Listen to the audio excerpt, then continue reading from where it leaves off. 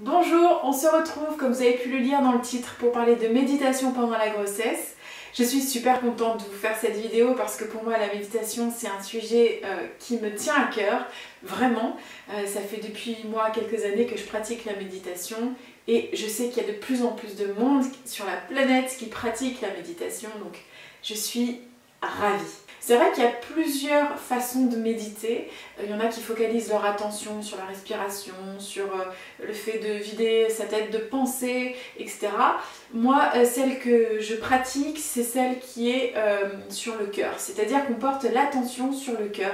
Donc les yeux fermés, dans une posture confortable, en général assise, en tailleur par exemple. Et moi j'ai souvent entendu dire que quand effectivement on porte l'attention sur quelque chose, cette chose-là peut vraiment se développer, grossir.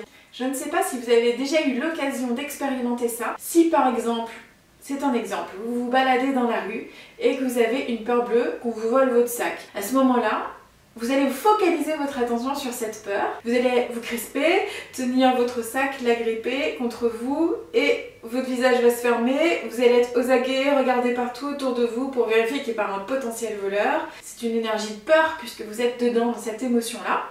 Sauf que du coup, les gens qui sont autour vont sentir une fragilité chez vous, vont sentir cette peur qui émane de vous et ça va attirer l'attention. Et ça peut attirer l'attention aussi de mauvaises personnes. On dit souvent, c'est comme des aimants, hein. Si vous vibrez quelque chose, vous attirez cette chose. Donc là, du coup, la bonne nouvelle, c'est que si vous portez votre attention sur quelque chose de positif, par exemple une lumière divine à l'intérieur du cœur, je vois pas ce qu'il y a de plus positif que ça, vous allez pouvoir nourrir ce cœur, nourrir cette lumière, lui permettre de se développer, de s'accroître. Et là, c'est quand même un peu top.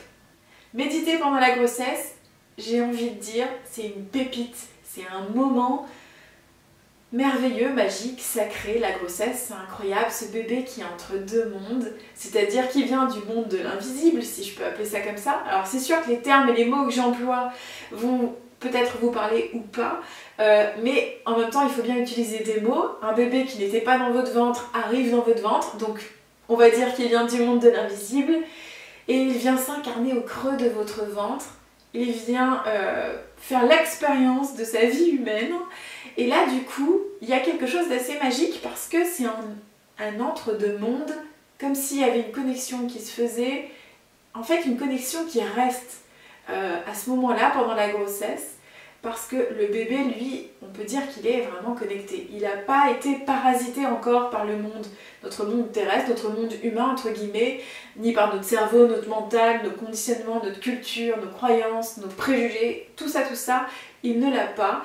Il n'a pas d'obstacle au niveau de son cœur, donc il est directement connecté avec son cœur et donc avec des choses plus subtiles et merveilleuses. Donc du coup, cet enfant-là est connecté et quelque part, le fait qu'il vienne dans notre corps nous permet de nous connecter aussi à ça. Donc c'est un merveilleux moment pour commencer à méditer en fait si vous ne l'avez pas encore fait.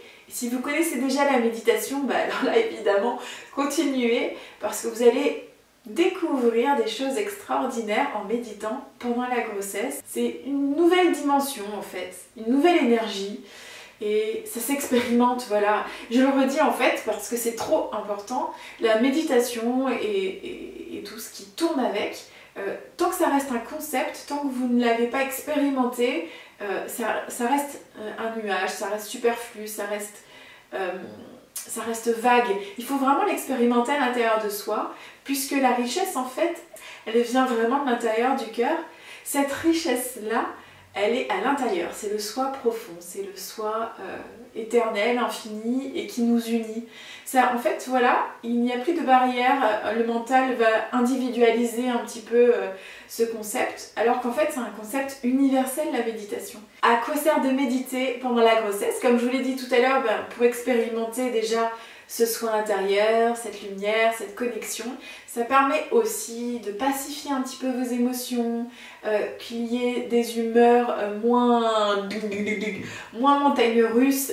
Ça permet vraiment de libérer quelque chose au niveau de son cerveau. Le mental n'est plus autant anarchique, il ne part plus dans tous les sens. Il y a quelque chose qui l'adoucit, voilà, qui l'amène dans une douceur.